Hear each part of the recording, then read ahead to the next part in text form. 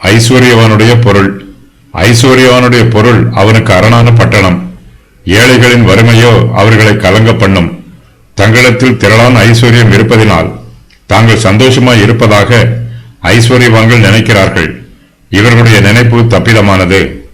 ஐஸ்வர்யவானுடைய பொருள் அவனுக்கு அரணான பட்டணம். தன்னுடைய ஐஸ்வர்யம் தனக்கு அரணான பட்டணத்தைப் போல இருக்கிறது என்று அவன் தப்பிதமாய் நினைத்துக் கொள்கிறான். தன்னுடைய ஐஸ்வர்யத்தால் தன்னை பாதுகாக்க முடியாது என்பது அவனுக்கு தெரியவில்லை. ஏழைகளின் வறுமை அவர்களை கலங்க பண்ணுகிறது. தாங்கள் ஏழைகளாக இருப்பதினால் தங்களால் ஒன்றும் செய்ய முடியாது என்று நினைத்து ஏழைகள் சோர்ந்து போகிறார்கள். இதுவும் தப்பிதமான எண்ணமாகும். நம்மிடத்தில் தாழ்மை இருக்க வேண்டும், ஆனால் தாழ்வு மனப்பான்மை இருக்கக்கூடாது.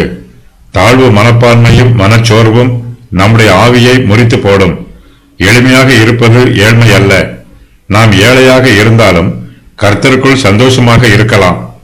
நம்மிடத்தில் விருந்து போஜனம் போல நேர்த்தியான போஜனம் இல்லாவிட்டாலும் சாதாரண போஜனத்தையும் நாம் பசியில்லாமல் புசிப்பது நமக்கு ஆசீர்வாதமானது.